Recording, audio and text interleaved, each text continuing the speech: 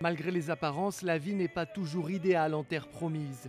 Cela vaut pour certains des milliers de juifs français qui ont quitté l'Hexagone pour venir s'installer en Israël.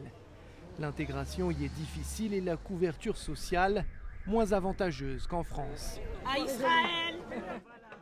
Donna Bouniche a fait son alia. Elle a émigré vers l'État hébreu où elle vit grâce à sa retraite française. Une chance et une situation confortable que les plus jeunes venus de France ont rarement, selon elle. Mon neveu a fait 2 ans, il est ingénieur informaticien, il est parfaitement bilingue, il est venu ici, il est resté 2 ans sans job, il est reparti en France. C'est inadmissible, je veux dire. Qu'est-ce que vous avez comme bien? Face à ce problème, il y a ceux qui choisissent de ne pas choisir. Ils partagent leur vie entre les deux pays. Il y a beaucoup de Français qui travaillent, qui ont de très bonnes situations en France et qui ne veulent pas lâcher leur situation. Et de ce fait, ils envoient leur famille en Israël et ils restent travailler en France. Et ils font l'aller et venue.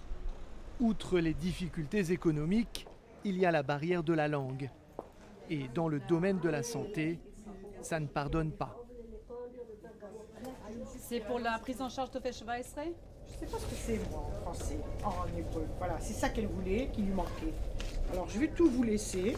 Ça, je ne sais pas quoi ça, j'ai rien compris.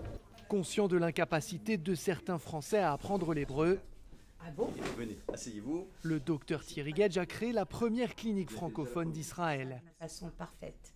Une de mes hésitations à créer le centre, je ne voulais pas créer un ghetto. Je ne voulais certainement pas créer un ghetto français en Israël. Ceci, comme je l'ai dit, on a réellement amené une réponse. On a réellement amené une réponse pour les gens et les premiers patients qui sont venus me disent heureusement vous avez créé ce centre, on allait partir. Ils seraient repartis, il y en a qui seraient réellement repartis. Apprendre à vivre dans le pays sans en parler la langue, c'est donc possible. Et y travailler aussi, comme dans cette entreprise de téléprospection. Et puis là, il y a le call center. Voilà. Donc c'est que des vieux ou des nouveaux immigrants. Et Donc on est en Israël, mais tout le monde parle français. on est même pratiquement en France. Il n'y a pas une grosse adaptation. Ça parle français partout, ouais. C'est plus facile. Donc justement, Terry, elle a pris un rendez-vous demain à 19h. Pour lire le courrier local, il y a toujours des outils ou des astuces. Donc quand on reçoit un courrier, on fait comme les gens, comme les analphabètes, qui ne savent pas ni lire ni écrire. On a une application qui s'appelle Google Traduction. Je vais vous montrer comment ça se passe. On va scanner le texte, la lettre, le courrier. Et ici, tu as la traduction qui apparaît là tout de suite. 16 juillet 2014, machin, etc. Sans Google Traduction. Je suis foutu.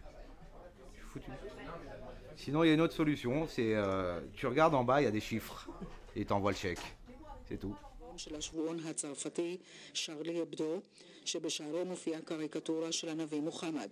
Grâce aux aides de l'État et dans une certaine limite d'âge, ces jeunes étudiants sont entièrement pris en charge pendant plusieurs mois après leur arrivée en Israël. Le temps d'apprendre l'hébreu afin de mettre toutes les chances de leur côté. Charlie a déjà trouvé du travail. Il est plutôt confiant dans son avenir ici.